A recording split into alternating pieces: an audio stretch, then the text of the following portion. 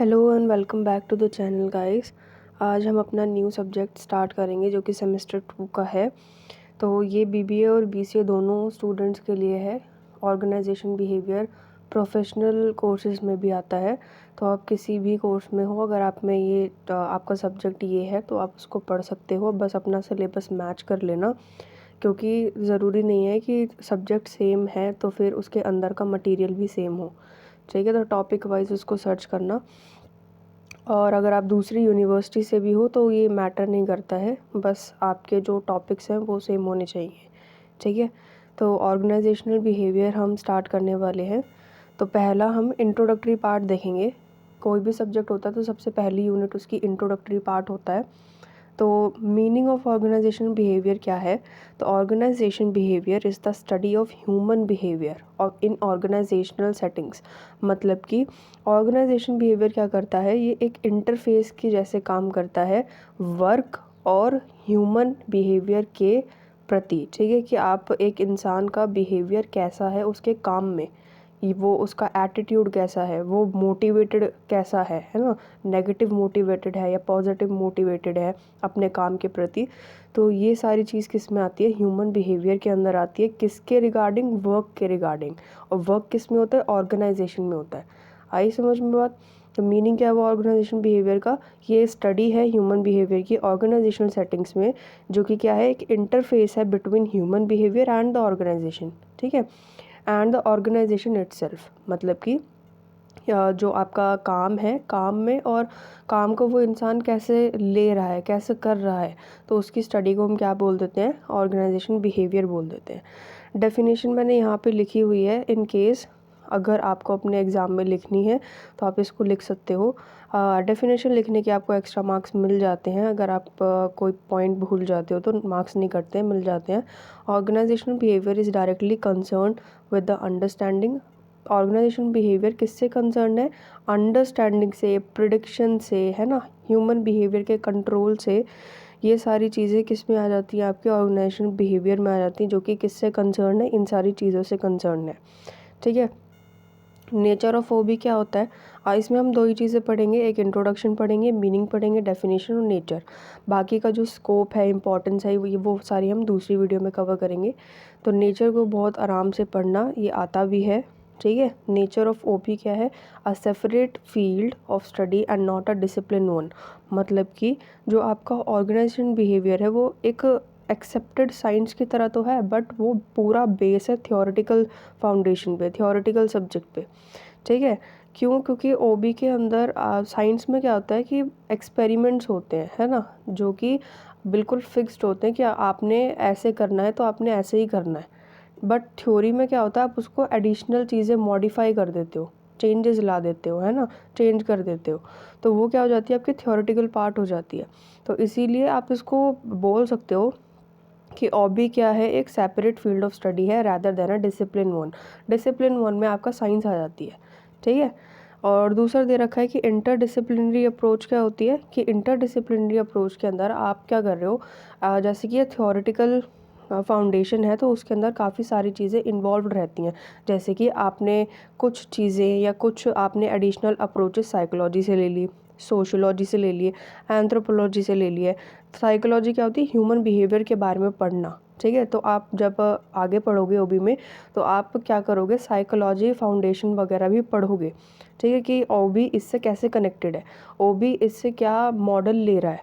ठीक है, तो इसमें यही बोल रखा है कि इंटरडिसिप्लिनरी अप्रोच क्या होता है कि काफ़ी सारी चीज़ों से आपने क्या कर रखा है, रेलेवेंट नॉलेज उसमें से निकाल रखी है। ठीक है, ताकि आप ऑर्गेनाइजेशन बिहेवियर को और अच्छी तरीके से स्टडी कर पाओ। ठीक है, सोशियोलॉजी क्या होती है कि कोई इंसान सोसाइटी में जाके कैसे वो कर रहा है, इंटरेक्ट कर रहा है। एंथ्रोपोलॉजी क्या होता है कि ह्यूमन बिहेवियर के बारे में स्टडी करना। बस जब आप ह्यूमन बीइंग के बारे में स्टडी करते हो उसको एंथ्रोपोलॉजी बोलते हो। साइकोलॉजी बोलती है ह्यूमन माइंड के बारे में स्टडी करना। सोशियोलॉजी होती है कि वो इंसान बाहर सोसाइटी में जाके कैसे इंटरेक्ट कर रहा है। फिर आता है अप्लाइड साइंस। अप्लाइड साइंस का मतलब होता है इसमें कि आपने जो इन्फॉर्मेशन गैदर करी है किसी भी चीज़ से, वेदर सोशियोलॉजी से या फिर एंथ्रोपोलॉजी से, आपने क्या करा, उस इन्फॉर्मेशन को अप्लाई भी करा है। ठीक है। Not just gather the information but applied the information that you have gathered, कि आपने जो इन्फॉर्मेशन गैदर करी है उसको आपने केवल गैदर ही नहीं करा बल्कि उसको अप्लाई भी करा। जैसे कि मैथ्स के फॉर्मूलाज होते हैं ना, जैसे डिफरेंशिएशन, इंटीग्रेशन, वेक्टर्स वगैरह के फॉर्मूले होते हैं, तो क्या आप उसको लिख के ही छोड़ देते हो? आप उसको क्वेश्चन के अंदर अप्लाई करते हो ना। ऐसे ही अप्लाइड साइंस में आता है, ठीक है। नॉर्मेटिव साइंस में क्या होता है? नॉर्मेटिव साइंस होती है कि जो आपका पॉजिटिव साइंस होती है वो केवल कॉज इफ़ेक्ट रिलेशनशिप को बताती है, लेकिन जो आपकी नॉर्मेटिव साइंस है वो उसको आगे भी आपको बताएगी कि ये ऑर्गेनाइजेशन के लिए कैसे बेनिफिट है, ऑर्गेनाइजेशन के लिए ये बेनिफिशियल नहीं है ना। आप इसके अंदर आप कैसे कैसे डिसीजन ले सकते हो, ये सारी की सारी जो चीज़ें आती है वो एडिशनल चीज़ों में आती है। ये आपकी नॉर्मेटिव साइंस में आती है, आपकी पॉजिटिव साइंस में नहीं आती। पॉजिटिव साइंस केवल आपको कॉज और इफ़ेक्ट बताएगा कि ये इसका कॉज है जिसकी वजह से हुआ है, और इफ़ेक्ट ये है कि इसको होने के बाद में ये इसका आपका रिजल्ट मिलेगा, इफ़ेक्ट, ठीक है। लेकिन वो भी आपको क्या बताता है? एडिशनल डिटेल्स भी बता देता है कि ऑर्गेनाइजेशन के अंदर ये चीज़ एक्सेप्टेबल है, ये नहीं है, ये हो सकती है, इसके कारण आप ये डिसीजन ले सकते हो। ये सारी चीज़ें आपकी किस में आती है? नॉर्मेटिव साइंस में। ह्यूमनिस्टिक एंड ऑप्टिमिस्टिक अप्रोच क्या होती है?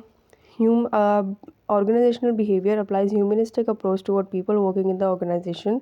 It deals with the thinking and feeling of human beings. इस वाली लाइन पे गौर करो कि ये किस पे डील करता है? ह्यूमन बींग्स के सोचने पर और उनके फील करने पर, ठीक है। OB is based on the belief that people have an innate desire to be independent, creative and productive. It also realizes that people working in the organization can feel and will actualize this potential if they are given proper condition and environment. ये सारा का सारा आपका employees के ऊपर है जो उसके अंदर काम कर रहे हैं ऑर्गेनाइजेशन के, कि वो एकदम फ्री फील करने चाहिए, उनको वो मोटिवेटेड भी होने चाहिए, प्लस उनको काम करने का डिज़ायर भी होना चाहिए, प्लस वो गोल ओरिएंटेड भी होने चाहिए, ठीक है। तो इन सारी चीज़ों को आप क्या करते हो? जब इकट्ठा कर लेते हो, इंटीग्रेट कर लेते हो, तो वो क्या लेके आता है? आपकी प्रोडक्टिविटी लेके आता है, ठीक है। तो ह्यूमनिस्टिक और ऑप्टिमिस्टिक अप्रोच यही है, और ज़्यादा कुछ इसमें है नहीं। टोटल सिस्टम अप्रोच क्या होता है कि the system approach is one that integrate all the variables affecting organizational functioning. Organizational functioning को कोई वेरिएबल कैसे अफेक्ट कर रहा है उसको आप क्या कर लेते हो? जोड़ देते हो। जैसे कि पॉजिटिव, आप एक साइड देखो पॉजिटिव की, एक साइड देखो नेगेटिव की, ठीक है। दोनों साइड आपने देख लिए। अब आप क्या कर रहे हो? जो चीज़ें ऑर्गेनाइजेशन को अफेक्ट कर रही है उनको आपने इंटीग्रेट कर लिया, चाहे वो पॉजिटिव है चाहे वो नेगेटिव है। आपने उन दोनों चीज़ों को इंटीग्रेट कर लिया, जोड़ लिया, तो आप उसमें से उसको आप क्या नाम दे दोगे? टोटल सिस्टम अप्रोच नाम दे दोगे। क्यों? क्योंकि आपने सिस्टमैटिक फॉर्म में उन सारी चीज़ों को क्या कर लिया? जोड़ लिया। अगर आपको इससे क्या फ़ायदा होता है? इससे डिसीजन मेकिंग में बहुत ज़्यादा फ़ायदा होता है। डिसीजन मेकिंग में फ़ायदा इसलिए होता है क्योंकि आपको पता चल जाता है कि ऑर्गेनाइजेशन किस चीज़ से पॉजिटिवली रिएक्ट हो रहा है और किस चीज़ से नेगेटिवली हो रहा है, ठीक है। तो बस that's all for today's video. Please subscribe कर देना चैनल को, क्योंकि काफ़ी सारे लोग ऐसे हैं जो वीडियोस देखते हैं लेकिन सब्सक्राइब नहीं करते हैं। तो प्लीज़ आप सब्सक्राइब करें, शेयर करें, क्योंकि अब मैं वीडियो बना दूँगी तो फिर आपके लिए ईजी होगा उस टाइम पे पढ़ने के लिए। सारा कोई भी टॉपिक मैंने छोड़ा नहीं है। जो आपके मॉडल पेपर वगैरह हैं उनमें से भी मैंने टॉपिक्स उठाए हैं जो कि पिछले साल के क्वेश्चन पेपर में आए हुए हैं। तो प्लीज़ टेंशन मत लेना, यहाँ इस चैनल पर आपको सारी नॉलेज दे दी जाएगी। और थैंक यू सो मच। और मैंने इसके ब्लॉग्स भी बना रखे हैं, इन केस अगर किसी स्टूडेंट के पास में मॉडल पेपर वगैरह नहीं है तो आप मेरे ब्लॉग जाके देख सकते हो। मैं नीचे लिंक दे दूँगी आपको, तो आप वहाँ से चेकआउट कर सकते हो। मैंने ब्लॉग लिख रखे हैं, उनमें इम्पॉर्टेंट क्वेश्चंस हैं जो कि आपके मॉडल पेपर में होते हैं। तो एक भी क्वेश्चन ऐसा नहीं है जो उससे अलग हो, सारे के सारे उसमें ही हैं, तो आपको मॉडल ख़रीदने की ज़रूरत नहीं पड़ेगी, ठीक है। मिलते हैं अपनी नेक्स्ट वीडियो में। Till then keep watching, keep learning.